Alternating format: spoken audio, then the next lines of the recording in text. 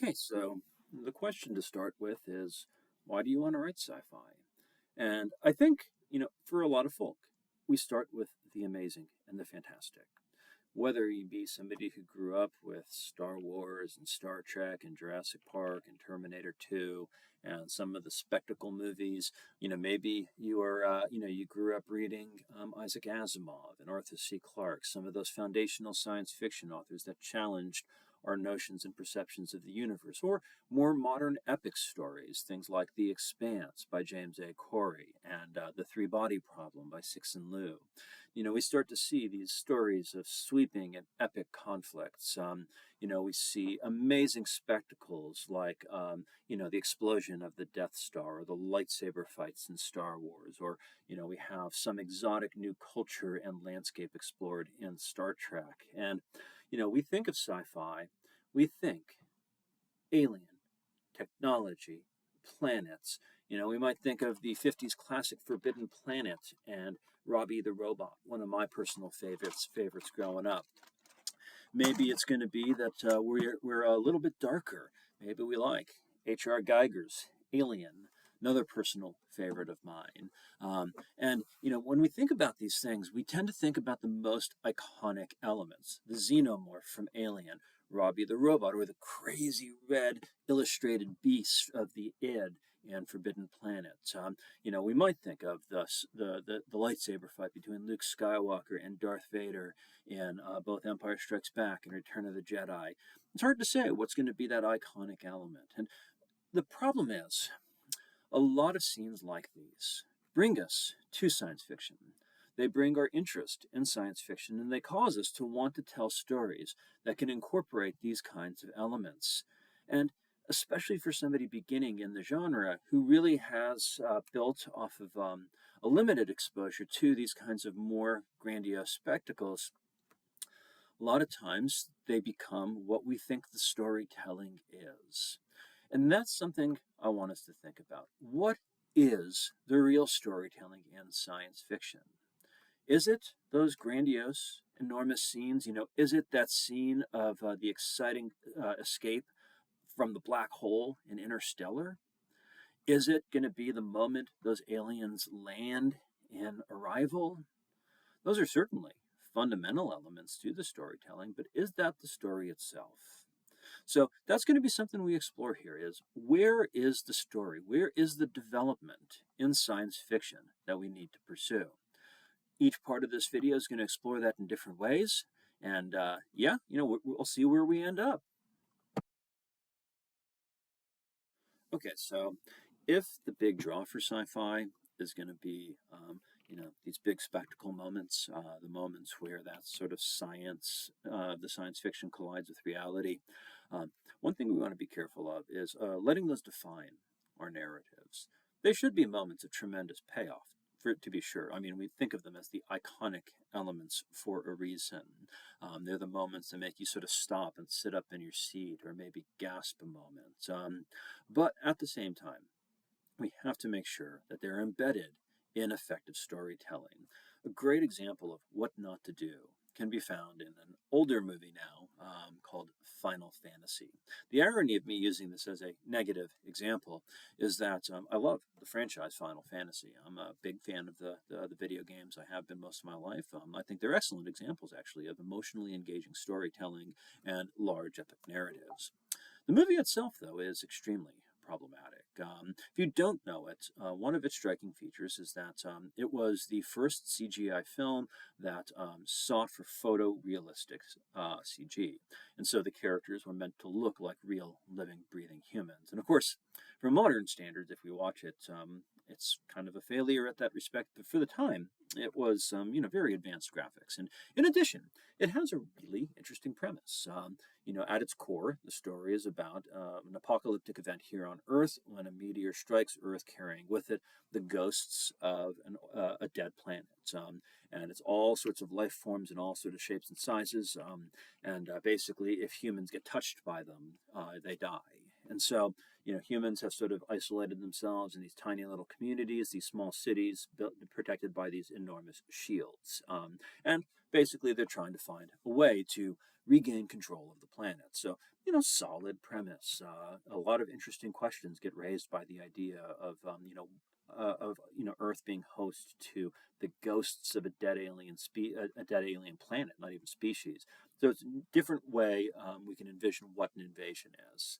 So a lot of things going for it. But I watched it, when it came out, and I've watched it a couple times since because I've actually used it as an example in the classroom more than once. And the thing is, there's two major problems with the film, and both of them will impart different principles of important science fiction writing, one of which is our key focus for this video. The first principle is that when the story begins, humanity already knows the answer to the problem.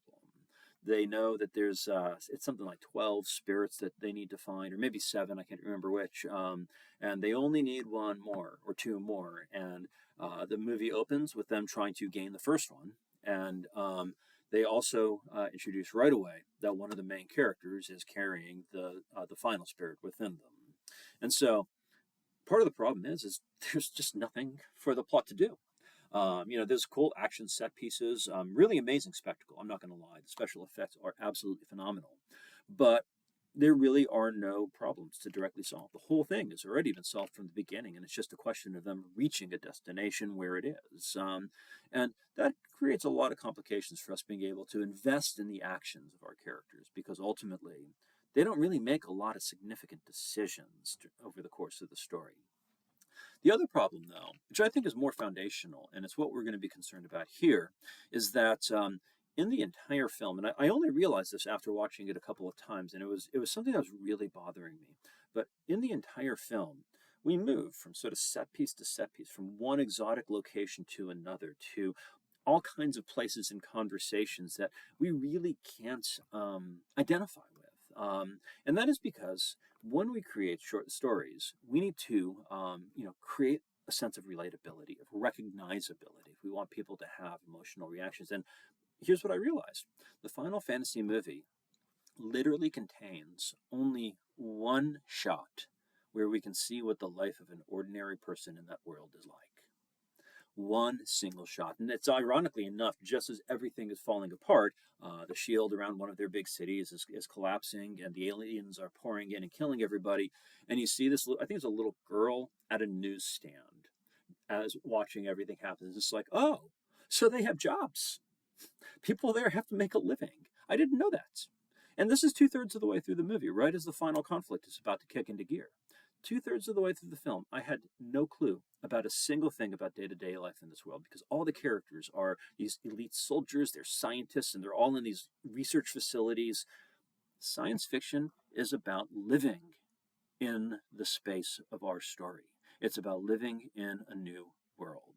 And so when we create our stories, one of the things we're going to want to think about is creating that world for our readers in a way that's recognizable. Okay, so at the core, we have to think about what engages readers.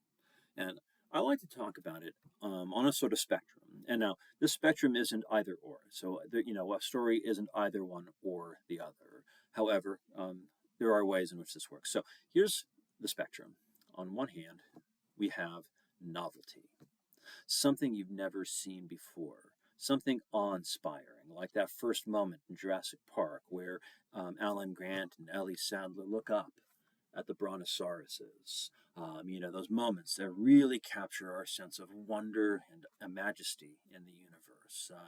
It might be something like the floating pen in 2001 Space Odyssey, that first look at zero gravity in that film. But all of these science fiction films do have those key moments of the novel. The first moment, in the Alien franchise of the chest burster, that first emergence of something that is radically alien and different, or the first emergence in John Carpenter's The Thing, of the thing itself as it attempts to assimilate the dogs. I do watch a good bit of science fiction horror, so, if some of my examples tilt in that direction, that is a little bit of why. But no, science fiction has often sort of defined itself with these novel elements. But That's only one side of the spectrum, one part of what engages readers, because on the other side, novelty, uniqueness, is one side. Familiarity and relatability is on the other. And these things need to be in balance with each other. So if we have one extraordinarily novel element, we probably want to have on the other side something much more familiar, something recognizable. Um, and of course, what is the bridge between these? Well, in science fiction, we're generally going to be looking at the way in which we balance science elements with the real. So, for example, if we want to have a character and we want to have them go to, I don't know, Space Pilot Academy. I mean, I know that's a cheesy way to put it, but educational stories, coming of age stories, and that kind of thing are actually hugely popular. So, having a story about a character going through Pilot Academy actually would be a pretty realistic idea. So, on the one hand, we know that they're training to do something exotic, something very different. We want to think about, okay, so what is going to be unique about educating oneself in Pilot Academy? What are the new rules, the new ideas that we need to explore to make this feel like it's, sort of space magic? What is the awe-inspiring side? But then also, we got to balance that, with the mundane. It's still a school. And if we make a school too different from what our school is, it's going to be hard to empathize with the learning experience at that school. So, maybe we want to start asking, okay, do they still have tests? Because I don't know about you, but I think everybody loves a good test now. I mean, of course, obviously, it's going to be it's going to be a source of conflict. Even in Harry Potter, which of course Harry Potter is kind of like magical realism, it's kind of fantasy. But we also can talk about this in the same breath as if it's a science fiction story in its own right. But when they examine learning at Hogwarts, there are recognizable elements. You have the semesterly structure that is really familiar. You have the standardized testing, things that we can latch onto and be like, I know what that is. I know what that feels like. I know how much it sucks to have to write a 3-page essay for homework due in 2 days, or to have a pop quiz when you didn't study. That balance between the really unique, distinctive elements and then the much more grounded elements is going to be the thing that makes us engage with that particular experience. So as we frame a science fiction piece, that's going to be a very pressing question early on is, can we create a relatable or recognizable world, but then what about that world is going to have the fantastical element? Where is the middle ground between these things? Can we pivot between them? Can we give something fantastic and something grounded? Is there a way to take something fantastic and make it feel grounded? Take something grounded and make it feel fantastic? I'm always reminded in this case of the classic example of the poetry collection Lyrical Ballads, compiled in, I think it's like the 1800s by William Wordsworth and Samuel Taylor Coleridge. And that was their core mission, was to take the ordinary and make it feel extraordinary, and to take the extraordinary and make it feel ordinary. In many ways, effective science fiction does the same thing. It wants to make the novel science feel commonplace, and then it wants to make day-to-day life feel just a bit more exotic. So it might sound ridiculous to say this, but one of the best tricks we can have for science fiction storytelling is to never forget what real life looks like. I mean, it sounds kind of obvious, right? Oh, well, of course I know what real life looks like. But when we actually get to the writing of things, when we start telling the moment to moment storytelling, and maybe we get bogged down in an action sequence, for example, or maybe we have these big ideas we're trying to get down onto paper, and or maybe we're just getting lost in our character's psychology. It's really easy to forget, to build in some of the mechanics of day-to-day life. And here's the thing, and this is a universal piece of advice I give to any writer of any genre, and that is, as we have our characters interact or reflect, and that's going to be two of the primary modes that our characters are always in.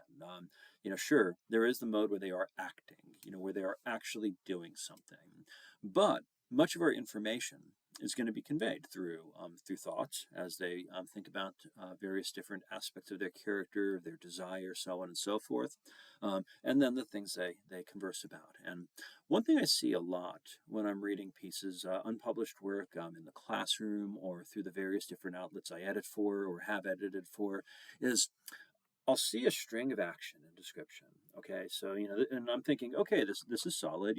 I have a mental movie going on here. Okay, so let's keep this moving forward. And so we'll have something like the characters like in a big old hurry to get somewhere for something important, and I see them getting stuck in traffic, almost hitting a pedestrian, bumping up onto the curb, and I'm like, okay, so this is good. These are actions. I can picture sort of the forward motion of the scene, the cause and effect as one thing happens leading to another. And then, and here's the key, and then they get to either the point where the character is thinking about what's going on and reacting to it, or they reach another character and they begin to talk.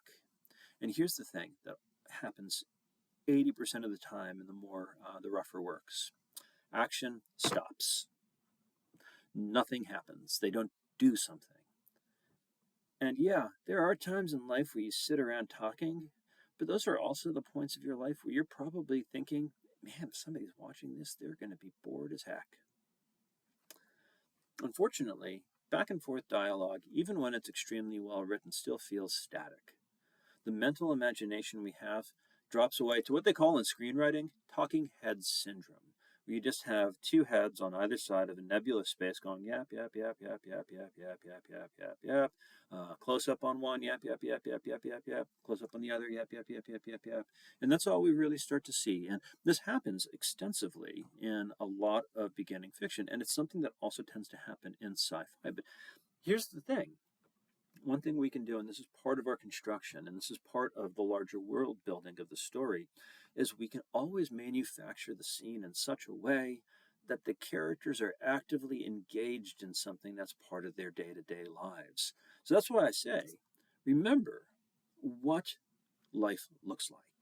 So if you want to have two characters talking about the amazing comet that is being brought to Earth to be mined for its exotic metals, have them talk about it while they're cleaning the dishes and wiping down the countertops and putting away the spices from cooking dinner. Because you know what? Maybe there is going to be a day when all food is automatically made by a synthesizer, like in some Star Trek stuff. But for the most part, what fun is that? What storytelling is that? That's too simple. Really, I think I think it's highly likely that people will always enjoy cooking. It's a hugely popular activity, and it's relaxing in its own way. It structures our day, and so, yeah, make that part of the storytelling. Might we one day have tiny little micro robots that clean everything? Sure, that could possibly happen, but just because it could, it doesn't mean it's what we want to be part of the story. So, or let's say we actually are like, you know what? In 50 years, we are going to have robots, Roombas and all this kind of stuff that do every bit of our household cleaning. Okay, so then we got to fix and maintain them. They're not going to maintain themselves. Okay, so let's make that the activity. Let's have our characters talk about the incoming laser war or whatever we want to do while they repair the household robots. Give them physical activities that are part of their day-to-day lives. Have somebody on their tablet using the bathroom. I know it's often considered crass and crude to include that kind of thing, but I mean really, again, part of our day-to-day lives. Have grocery shopping be part of it. Have two characters in a futuristic grocery. Think about how is the grocery going to change? What is going to be different in the future versus what it's like now? Make changes. Add the science in, but still structure it according to what our day-to-day life looks like. Of course, once we remember what life looks like, once we start thinking of those ordinary elements that we can bring in, and once we remember that this is the foundation of what makes expression in a scene as well as what keeps the scene alive for our readers, we also can say, how can science fiction make this scene more interesting?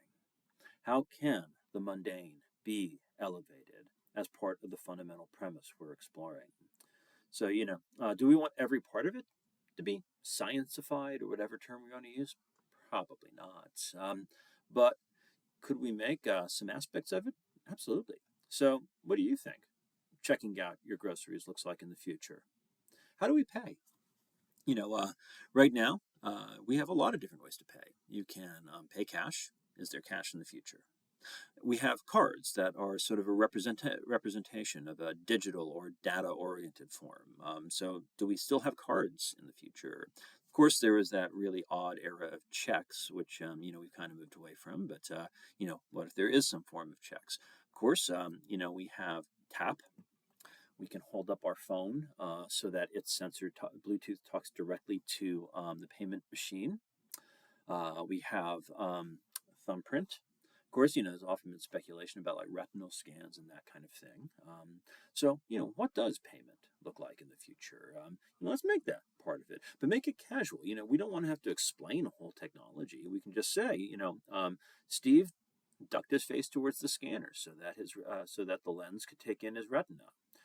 After he paid, he grabbed up his, he checked his email to see if his receipt had arrived, and then he headed on out the door. We want to treat that science casually, but in a way that's going to sort of amplify it or accent it to make sure that it takes that foreground for just a moment. Similarly, one thing that started pretty heavily during COVID is the rise in delivery industries. And, there's a lot of speculation about whether or not perhaps delivery drones could one day be a thing. Is that part of the world of your story? Do people shop in physical stores anymore, or do they primarily have drones fly things to their home? If so, what does shopping look like for them? How do we sit at a computer? Because if we're doing that, I think we all know the limitations of shopping online, especially for things like food, where you can't do something like look at the different steaks that are present. So, how are they going to pick their specific items to ensure that they're actually getting something quality? Or conversely, how does the grocery store ensure that quality exists? A nice example might be, I do, my family and I, we cook a lot of fish. We eat a lot of vegetarian stuff, but we do still sometimes make, make some nice steaks. So, there's a whole process to picking the right steak. You want to be able to pick up the cut of meat. You want to be able to look at it. You want to examine what they call the marbling. You want to think about the fat on the sides. You want to think about the thickness of the steak, because different thicknesses work for different types of cooking and that kind of stuff. And what is the future's version of that? Do you just order a steak and then just have no control over what you're going to get? Because that's gonna have some problems. It's not going to be very popular with people, especially who enjoy that kind of cooking. So think about it. Okay, so what if we could, for example, maybe shopping takes place with a VR headset. Maybe we just take our phone, slide it into one of those Google Cardboard kind of things, but a futuristic equivalent. Or maybe we just, that's part of our gaming culture. But one way or another, maybe we can virtually explore the butcher's display, and we can in real time tell the robot butcher which particular cut we want to take. Maybe we have to get into a queue in order to do that, where only one person at a time can shop, so that we don't have the same multiple people competing for the same item. But again, think about how we'd be able to, create a more pragmatic form of shopping. What does cleaning your house look like? What does yard work look like? What are ways we can enhance and augment these legitimately with technology? And of course, I think, this is something we actually see kind of actively in modern culture, sometimes for benefit, and sometimes we roll our eyes. Like, one of my favorite examples is, a science fiction thinking is the way in which app designers and stores are like, can I incorporate AI into my business? Can I force you to download an app for my store and then make that powered by AI? And I think most of us probably find that kind of maddening, but that is part of the same kind of thinking. And do we want to just automatically sciencify everything? No. But, that is a good way to think about it. Where is the potential? Where can this process be streamlined? How can it be enhanced? How might it be made to reflect what contemporary trends look like in a more enhanced science fashion? So where can we see this play out? Well, there's a lot of different examples I can use, but I'll just call our attention to a couple of simple, but pretty familiar ones. I think in some ways, the best or perhaps my favorite example of science fiction that integrates everyday world building is Interstellar. Now, I do think that Interstellar has some flaws as a film. I think it's remarkable in some of its imagination, but I think that I've always had some reservations about parts of the premise. But one thing I don't have any reservations about is the very organic way it introduces a lot of its key world building elements simply by showcasing our main characters dealing with the problems of everyday life. I mean, heck, you have your principal character attending a parent child conference or parent teacher conference at their child's school. I mean, it's as straightforward as it can be in terms of taking an ordinary current experience and transplanting it into a science fiction venue. You have people talking about problems with their crops, and the only thing that's different is the problems with their crops are caused by the science of the film. So I think that's something that was really effective instead of taking day to day elements and putting them in. Similarly, a little bit different, Wally. Wally, I think, is actually just absolutely genius as a piece of sci-fi. And the idea of showcasing how science interacts with day-to-day life, first off, is actually entirely present on the Axiom. Granted, they do use it to develop some, pretty amusing socio-political commentary. Some anti-consumerism, sort of anti-laziness messaging. But otherwise, one thing they're examining though is how different elements of day-to-day life are shaped by the technologies around them. And so, their life is really mundane. And that's part of the point and purpose. But even more striking, though, is Wally himself. One of the things that I like about it is he is a wonderful example of how you take the exotic and make it feel mundane. He lives in a truly fantastical environment, a devastating environment, actually. I mean, it's about as bleak and depressing as an environment can be. But somehow, his focus on the moment to moment experiences, the day to day mechanisms where one of his treads is breaking and he goes and finds a similar robot, examines whether or not its tread matches his own, and then replaces his own shoe, basically. That's, pretty ordinary. Piece of your clothing is damaged. You have to find a replacement. You go out and buy one. That's what we see. It's just it happens to a robot in a bleak apocalyptic landscape. All of those different details we get of him playing with the ping pong ball, discovering the plant that drives the larger plot. You know, uh, Going home at the end of a work day. It's funny because he takes his little box and he hangs it on his back, very much like a construction worker holding a lunchbox. So we have these sort of regular elements reflected in his robot life. Then he goes home and he watches TV at the end of the day and just sort of loses himself in whimsical musicals. And we understand that character. We don't understand what his world is like. We've never lived in that. No matter what your thoughts on sort of the things like climate and stuff like that, you know, that's not our world. It's really different than ours, but we understand it because they've made those mundane moments the thing that we really connect with.